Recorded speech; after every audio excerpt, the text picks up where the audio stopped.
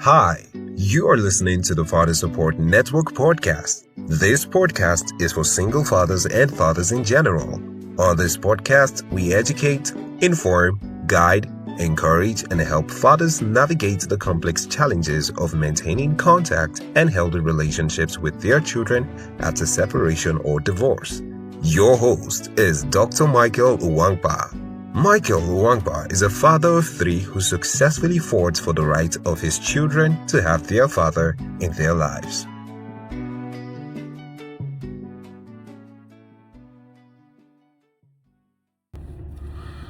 Hello, and happy Friday. I think we're back to the Friday recordings. It usually happens, it's just coincidental. But I just want to talk about relationship, and especially between and this I want to talk about single fathers and single mothers, and the kind of modern day dating. Well, I've watched I was watching someone reacting to a video by a lady. I think she's a single lady without kids, and she's giving an opinion about single ladies dating single men, and single fathers dating single mothers. And everybody's entitled to the opinion these days. But again, if I look at it within our network and the Father Support Network, and look at my own experience, which I think is quite vast, and look at what do I have to say. Number one, the number of single moms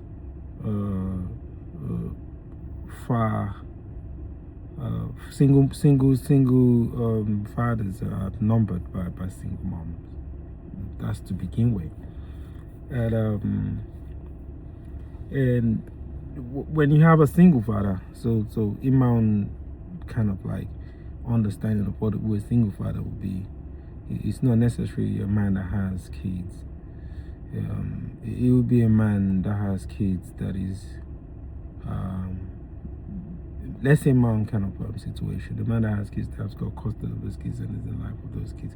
So it will usually reflect someone that is responsible, because it is not the norm for a father to have custody of the kids, or for a father to be in charge of the primary day-to-day care of kids. So it will reflect some level of responsibility.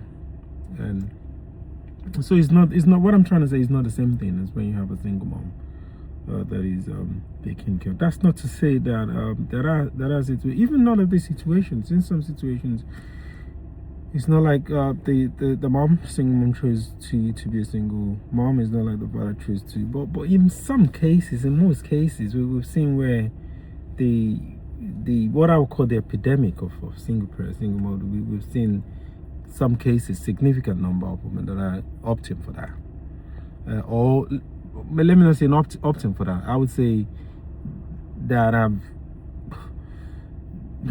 in some instances, not given or made some sacrifices. There are some times where we might have to sacrifice our happiness, our own personal, especially when our peace of mind is not threatened. I'll say this: no matter the relationship, if you're in a place where there's an abuse, I'm not talking of there's some abuse that people just come up with different kind of label of abuse. I mean, when your life is at risk, your peace of mind, your mental health, where then you don't need to be there.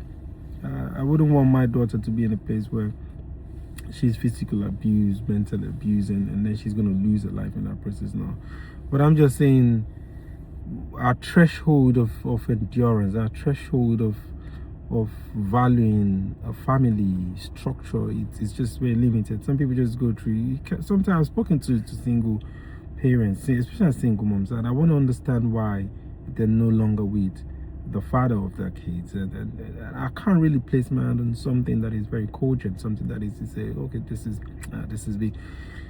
It's usually so. I've often seen situations where somebody just feel bored, or they just feel like, you know, they no longer love somebody, and then they don't understand that it's beyond that person. They've made a child, or they've made kids within this relationship, and they need to perhaps consider sacrificing to make sure these kids have the best until they, you know, until such a time where they can make their own independence or become their own person.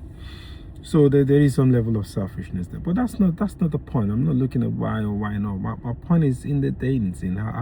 When people talk about, you know, if you should date a single father, and see, people like to use that word baggage, which I don't like. There's no child that is a baggage. Let's say, for instance, you're coming to someone's life and they've already formed a family outside of that. You know, they have kids. You don't refer to those kids as baggage. You don't see them as a problem.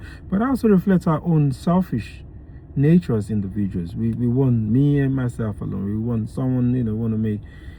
Some people see someone already, they feel like, oh, this person already has a child or has kids, you know, how does that, and they can bring themselves to accept all of that. Or some people even pretend, and but boy, when they get in there, they kind of differentiate their own. If they make kids, have children with this individual fella, then they start bringing separations, divisions, and all of that. Well, it's just the life. That's just the life of the modern world. We look back in the years before we started having this liberalized, maybe from the 60s, when things started becoming very liberal and people started having this freedom of choice. You know, we didn't have many or much of you know, single parenthood. People usually just commit to marriage, commit to relationship. It's usually people just marrying and have kids, and within two parent household.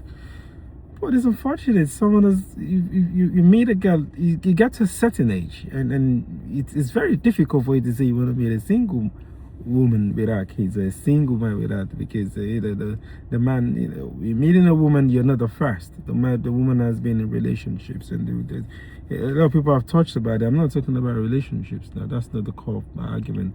You've had other people before this person. So whether you have kids or no kid within this, you already have some things. You already have some connections, some energies that you're going to be bringing in regardless. There are going to be some comparisons. There's going to be things you like in your previous relationship that this person doesn't possess, some qualities you like. So the qualities this person like, you've seen certain things.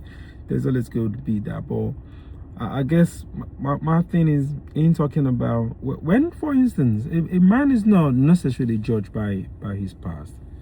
When I'm talking in the context of relationship. No, I've never seen where a woman, and that's how I've got experience, where a woman is going to be judging a man by if they've had how many relationships they've had. How many, let's use the word let's use the word of body count. They say, oh, you've had. I don't think. A woman usually wants a man that is experienced. Usually you see it, you know, we want a man that can lead. We want a man that is taller. We want a man that is higher. We want a man that is this. So definitely want a man that is experienced. Because for you to attain some of these things that women want, that means you would have had a level of experience, a level of going through life, and you know, building those things that can naturally put you at a place where a woman respect that you can lead. And on the opposite side, a man don't necessarily want a woman that is experienced. He usually wants a woman that is loyal, a woman that is feminine, a woman that is I would want to even say naive, but not naive to the point that, but a woman that is just with little footprints, little mileage, if you want to put it that way. So that's what a man wants. A man is not looking for a woman that is that has money that's gonna come up.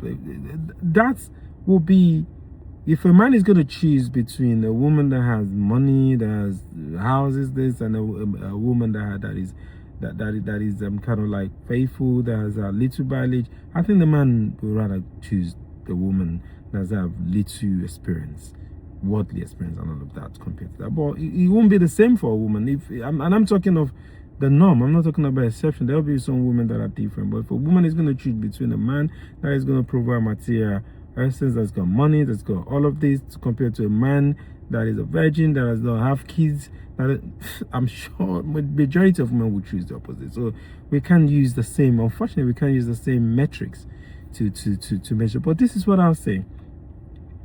It don't matter. If I mean, it don't matter who you meet. What matters in life is, does this person, do you have fundamental, do you have some things that are non-negotiable? Do you have value system that you live by?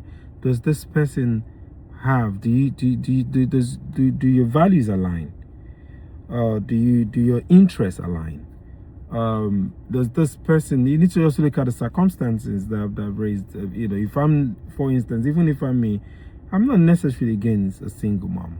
So, but I'll definitely look at a single mom's past and look at the situations, the conditions that have led to all of that. That is really important to me, and because that will give me an insight into who this person is, an insight into that behavior, an insight into that future behavior. So that will be what it is. And if I've seen how they've lived in the past, and I'm grown and matured enough to know. And again, within the context of what we're talking about, I've got kids. So if I'm going to bring a woman into my life, I'm not looking at that woman just for myself. I'm also looking at what impact it's going to have on the kids. Are they good fits? Do they have what kind of characters, value system that they possess that is going to come rub off on the kid? Or it might just be simple, are they going to give me peace of mind? Because if I'm not in the right frame of mind, then I'm not able to do what I need to do. Because I've dated women that have not had kids. I've equally dated women with single mom. It don't matter. What I look at for is, does this person possess, do I like this person, do they like me, do we have the same value system, can we align, can we blend, can we look at all of this stuff. So, but to just put people in a band, in a category, and just dismiss them, it's just ignorance. But by and large, we have to look at how these affect the families that we've all made independently, and then coming together to blend and see if we have genuine interest and genuine concern. Some people just go be with someone because they feel lonely. They be someone because they want to get married. But that's not fair. You need to really like someone. You need to really be about that person, about their life, and it's all about sacrifice. There's something I wanted to mention, but I'll leave that. That is a separate topic that I'll talk. But I just wanted to just touch on this briefly, and again, I wish you a happy weekend and happy Easter. And it's the Easter holiday coming in a week's time. And like I usually say, drink responsibly, have fun, but be smart about it. Anyways, good night, and enjoy yourself.